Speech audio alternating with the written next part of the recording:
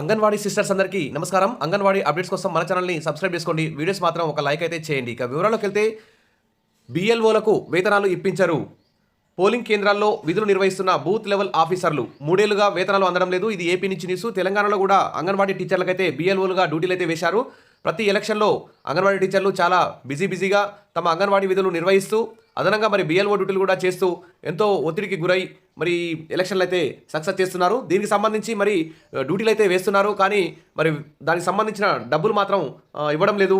దీనికి సంబంధించి ముఖ్యమైన న్యూస్ చూస్తే బిఎల్ఓలకు వేతనాలు ఇప్పించరు అంటూ మరి ఒక్కొక్క బిఎల్ఓకు ప్రతి సంవత్సరం 6,000 చొప్పున 3 ఏళ్లుగా ఏపీ రాష్ట్రంలోని 46,389 మంది బిఎల్ఓలకు కలిపి మొత్తం 83.50 కోట్లు అందాల్సి ఉంది. అదేవిధంగా ఈ ఏడాది మేలో జరిగిన సార్వత్రిక ఎన్నికల్లో 2 రోజుల పాటు కూడా విధులకు హాజరైనందుకు గాను గౌరవ వేతన కింద ఒక్కొక్క బిఎల్ఓకు 1,500 చొప్పున ఇవ్వాల్సిన మొత్తం 6.96 కోట్లు మరి బకాయిలు కూడా విడుదల కాలేదు. మరి బకాయిల కోసం బిఎల్ఓలు 3 ఏళ్లుగా ఎదురు చూస్తున్నా పట్టించుకునే నాదుడే కరువయ్యారు.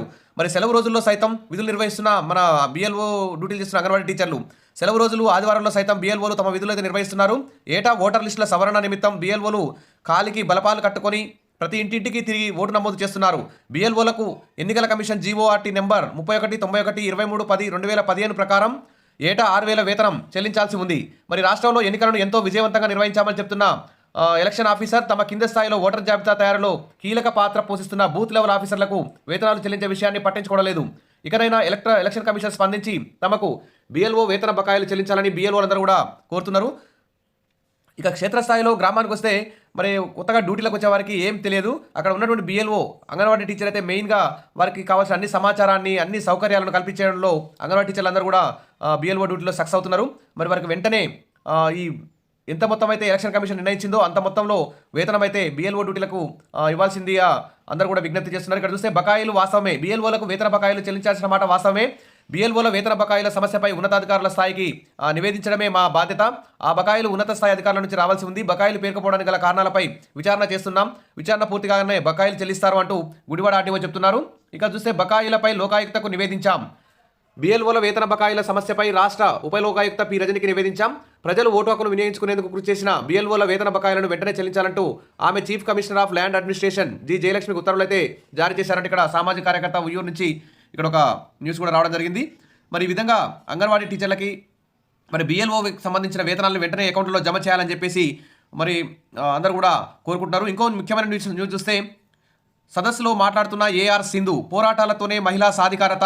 కేంద్ర ప్రభుత్వ మహిళా ఉద్యోగుల జాతీయ సదస్సులో సిఐటియు ప్రధాన కార్యదర్శి ఏఆర్ సింధు ఇప్పుడు చూస్తే దేశంలోని కేంద్ర ప్రభుత్వం దాని అనుబంధ సంస్థల్లో వివిధ హోదాల్లో బాధ్యతలు నిర్వహిస్తున్న మహిళా ఉద్యోగుల సమస్యల పరిష్కారం పోరాటాలతోనే సాధ్యమవుతుందని సిఐటియు జాతీయ కార్యదర్శి ఏఆర్ సింధు అయితే అన్నారు. ఇక్కడ చూస్తే కేంద్ర ప్రభుత్వం ఎంతో ప్రాధాన్యతగా అమలు చేస్తున్నటువంటి ఐసిడిఎస్ పథకాన్ని ముందుకు తీసుకుపోవడంలో భారతదేశ వ్యాప్తంగా 28 లక్షల మంది అంగన్వాడీ టీచర్లు ఆయాలైతే కృషి చేస్తున్నారు. మరి అతి తక్కువ జీతాలతోటి అతి తక్కువ రిటైర్మెంట్ బెనిఫిట్స్తో డ్యూటీలు అయితే చేస్తున్నారు. సుప్రీంకోర్టు హైకోర్టులు తీర్పిచ్చినా కానీ మరి అంగన్వాడీ టీచర్ల ఆయాల జీతాల పెంపుపై కానీ పెన్షన్ గ్రాట్యుటీపై కానీ కేంద్ర రాష్ట్ర ప్రభుత్వాలు స్పందించకపోవడం చాలా అన్యాయం అని చెప్పి అందరూ కూడా భావిస్తున్నారు. కాబట్టి వెంటనే మహిళా అవుట్సోర్సింగ్ కాంట్రాక్టు మరియు అతి తక్కువ వేతనాలతో పనిచేస్తున్నటువంటి మహిళా ఉద్యోగులకు సంబంధించి మరి వారికి న్యాయం చేయాలని చెప్పేసి కూడా ఏఆర్ సింధు గారు అయితే డిమాండ్ చేస్తున్నారు. తర్వాత అవుట్సోర్సింగ్ విధానాన్ని రద్దు చేయాలి. కనీస వేతనం కంటే తక్కువ ఎక్కడ కూడా ఇవ్వద్దు, ఖచ్చితంగా అందరికీ కనీస వేతనం ఇవ్వాలని చెప్పి ఆమె అయితే డిమాండ్ చేయడం జరిగింది. క్యాజువల్ విధానంలో పనిచేస్తున్న మహిళా ఉద్యోగులను శాశ్వత ఉద్యోగులుగా గుర్తించాలన్నారు. ముందుగా ఆ మహిళా ఉద్యోగ సంఘం నేతగా ఎన్నో పోరాటాలకు రూపకల్పన చేసి పలు సమస్యలకు పరిష్కారం చూపిన నాయకురాలు ఆర్ సీతాలక్ష్మికి నివాళులైతే అర్పించారు. ఈ విధంగా ముఖ్యంగా అయితే మరి కోర్టు తీర్పులని అనుసరించైనా మరి కేంద్ర రాష్ట్ర ప్రభుత్వాలు వెంటనే ఒక కమిటీ వేసి అంగన్వాడీ టీచర్ల ఆయాల జీతాల పెంపుకు కృషి చేయాలి, కనీస వేతనం అయితే అమలు చేయాలి అని చెప్పేసి అందరూ కూడా డిమాండ్ చేస్తున్నారు. సరే, ఏది ఏమైనా పోరాటాలతోనే మహిళా సాధికారత సాధ్యమవుతుందని చెప్పి సిఐటియు ప్రధాన కార్యదర్శి ఏఆర్ సింధు ప్రకటించడం ఇక్కడ గొప్ప విషయం. ఎందుకంటే ఆ తరహాలోనే భారతదేశ వ్యాప్తంగా ఉన్న అన్ని అంగన్వాడీ యూనియన్లు అందరూ కూడా మరి పోరాటాలకైతే సిద్ధమవుతున్నట్లు తెలుస్తోంది. పోరాడితే పోయేదేం లేదు, మీ సమస్యల పరిష్కారం తప్ప అని అందరూ భావించాలి. ఎందుకంటే అడగందే అమ్మాయిని అన్నం పెట్టదు. కాబట్టి ఇప్పుడు ప్రభుత్వం ఏపీలో కూడా బడ్జెట్ సమావేశాలు జరుగుతున్నాయి. కనీసం ఎన్నో బిల్లులు ప్రవేశపెడుతున్నారు, కానీ అంగన్వాడీ టీచర్ల ఆయాల జీతాల పెంపుకు సంబంధించి ఎలాంటి బిల్లు అయితే పెట్టడం లేదు. ఈ తెలంగాణలో కూడా మరి అంగన్వాడీ టీచర్ల ఆయాల యొక్క సమస్యలు, జీతాల సమస్యలు కూడా పరిష్కరించాల్సిన అవసరం ఉంది. కాబట్టి ఈసారి జరిగే అసెంబ్లీ సమావేశాల్లో ఖచ్చితంగా అంగన్వాడీ టీచర్ల ఆయాలకి న్యాయం జరిగే విధంగా ఫలితాలు వస్తాయని చెప్పి ఆశిద్దాం. Wish all the best. మరిన్ని అప్డేట్స్ కోసం మన ఛానల్ని ఫాలో అవుతుండండి. వీడియోస్ మాత్రం ఖచ్చితంగా ఒక లైక్ చేయండి. ఈ వీడియో మీకు నచ్చితే 1000 లైక్లు అయితే ఎక్స్పెక్ట్ చేస్తున్నాను. Thank you.